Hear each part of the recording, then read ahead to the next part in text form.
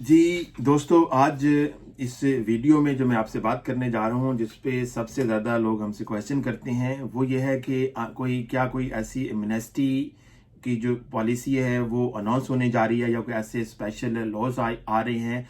जो कि यहाँ पे जो अनफॉर्चुनेटली बहुत सारे जो यहाँ पे इलीगल हैं या यहाँ पे ओवरस्टे हो गए हैं और वो एक सर्टन पीरियड से ज़्यादा यूके में अभी तक वो यूके में है, तो उनके लिए कि क्या कोई ऐसे लॉज आएंगे कि जिससे थ्रू उनको यहाँ पे वैलिड लीव टू रिमेन मिले और उसके बाद वो यहाँ पे लीगली रह सकें और यहाँ पे काम कर सकें।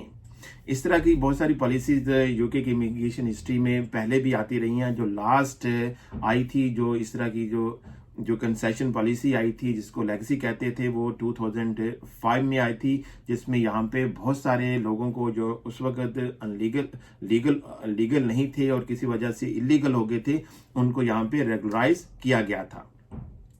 तो इस पे ये अभी सबसे ज्यादा लोग इस पे क्यों क्वेश्चन कर रहे हैं और क्यों इस तरह की अच्छी उनको होप्स हैं कि हो सकता है कि आने वाले इस साल में या नेक्स्ट ईयर के बिगनिंग में कोई इस तरह की पॉलिसी यहाँ पे इंट्रोड्यूस हो, जिससे यहाँ पे बहुत सारे लोगों को फायदा हो। नॉर्मली जो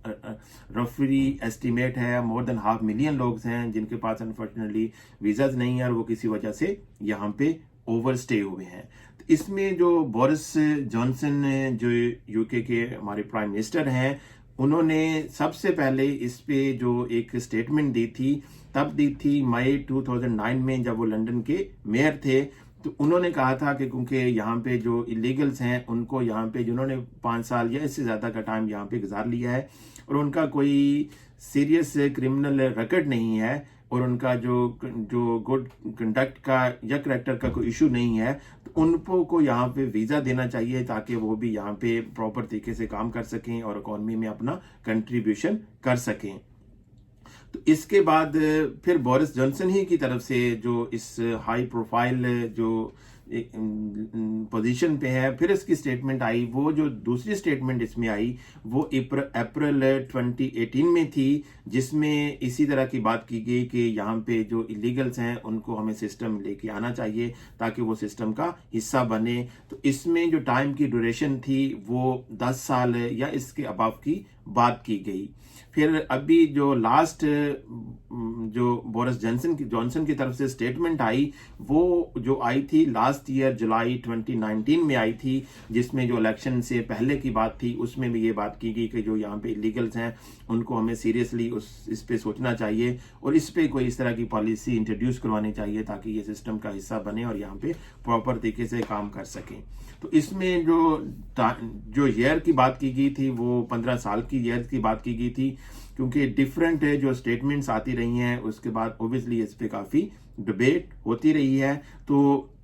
ये जो अब अगर फ्यूचर में कोई स्टेटमेंट्स अगर फ्यूचर में कोई इस तरह का लॉ बनता है, तो उसमें अगर कहना, जैसे बहुत सारे लोग कहते हैं कि 10 साल की बेस पे आएगी या 15 साल की बेस पे आएगी या 10 साल से कम की बेस पे यहाँ पे जो इलीगल हैं उनको यहाँ पे अकोमोडेट किया जाएगा, तो अभी ऐसा कोई टाइम ड्यूरेशन है नहीं है कि जिसपे आप कहें कि नहीं यही इतने साल के इस पे कवर करेंगे। लेकिन जैसे अभी ब्रेक्सिट हुआ है, तो उसके बाद जो कैबिनेट मिनिस्टर हैं उनकी स्टेटमेंट आई है कि अभी तो गवर्नमेंट इस पे इस तरह की जो लेगेसी पॉलिसी है या इस तरह की रिलैक्सेशन है उस पे ऑलरेडी कोई ऐसी इस पे सोच नहीं रहे। तो ऑलरेडी जो इमिग्रेशन के लॉ हैं जो इस क्राइटेरिया को मीट करते हैं, जैसे अंडर इमिग्रेशन रूल 276 में आप प्राइवेट और फैमिली लॉ पे एप्लीकेशन करते हैं और इस तरह से आप ह्यूमन राइट्स पे एप्लीकेशन करते हैं, तो वो समझते हैं कि यही अभी एडिक्वेट है और इसके अंडर आप एप्लीकेशन करके अगर आपका उस क्राइटेरिया को मीट करते हैं तो आप अपने आप को रेगुलराइज करवा सकते हैं। तो फिलहाल तो जो अभी स्टेटमेंट्स आ रही हैं या गवर्नमेंट्स की अभी जो ज़्यादा फोकस है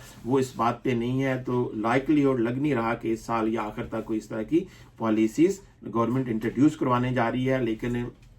प्रीवियस एक्सपीरियंस और ये मैटर, क्योंकि पॉलिटिकली मैटर्स होते हैं, तो ये जो कंट्री के जो सर्कमस्टांसेस हैं या कंट्री की सिचुएशन है उस पे ये बड़ा बेस करते हैं। जैसा कि अभी रिसेंटली 2 दिन पहले जो point based system work permit tier 2 को इंट्रोड्यूस करवाया गया है, तो उसमें जो नॉन स्किल्ड या लोअर स्किल्ड वर्कर्स हैं उनके लिए तो ऐसा कोई पॉलिसी नहीं है। तो जैसे यूके ब्रेक्सिट से जब 31 दिसंबर को बिल्कुल से उनसे अलग हो जाएंगे और जो उनके लॉज हैं वो यहाँ पे इम्प्लीमेंट नहीं होंगे, तो ओबियसली यहाँ पे जो लोअर स्केल वर्कर हैं उसकी ज़रूरत भी यहाँ पे है, जो कि बहुत सारी इंडस्ट्रीज़ हैं जो अभी से इस पे काफ़ी ज़्यादा क्रिटिसाइज कर रही हैं कि वो किस तरह से अपनी जो रिक्वायरमेंट है वो मीट करेंगे। तो हो सकता है कि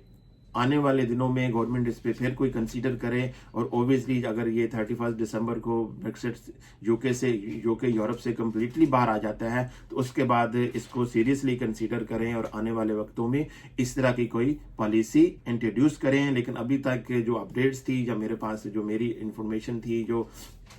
मैंने इस